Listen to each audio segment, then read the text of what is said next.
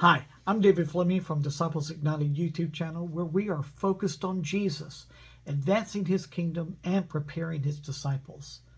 As we come to the end of this study on the book of Obadiah from the Minor Prophets, we have learned that the root of the problem in the Edomites is pride. It all started back in Esau's life. Esau was a godless man, as Hebrews tells us.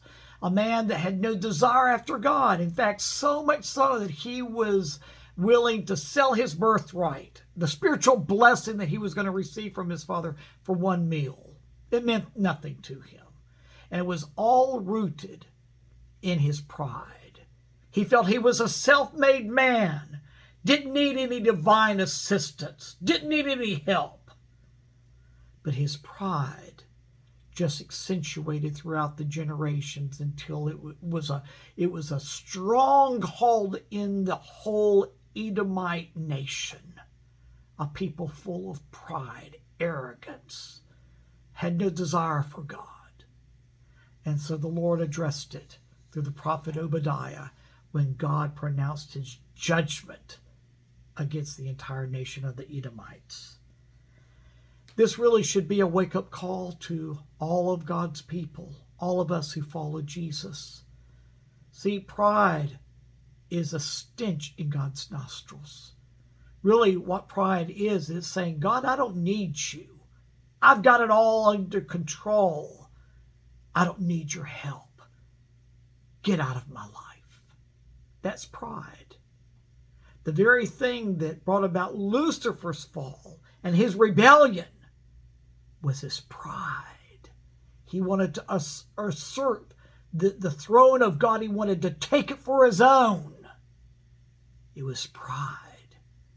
It is the same thing within the heart of sinful man that says, God, I'll sit on the throne of my life.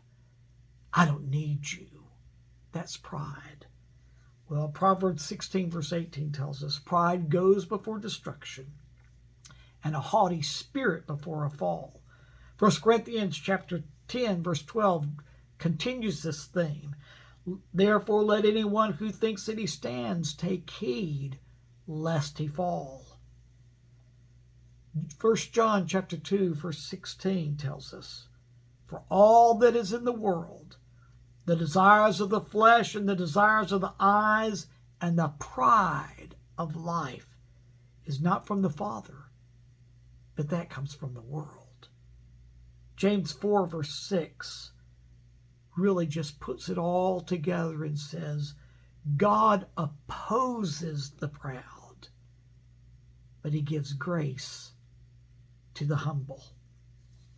You see, pride is going to make us like Esau and the Edomites, godless, arrogant, unforgiving, revengeful. Therefore, we need to really come to grips with this terrible evil and ask ourselves, am I trusting in Jesus? Am I really relying on him? Or am I trying to live my own life, take care of it myself?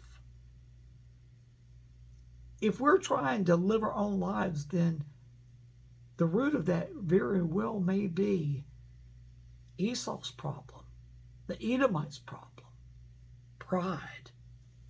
To the Laodicean church, who really were gripped by the same stronghold, the Lord wrote in Revelation 3:17, for I say, this is what Jesus said that they were saying, for I say, I am rich, I have prospered, and I have need of nothing, not realizing that you are wretched, pitiful, poor, blind, naked.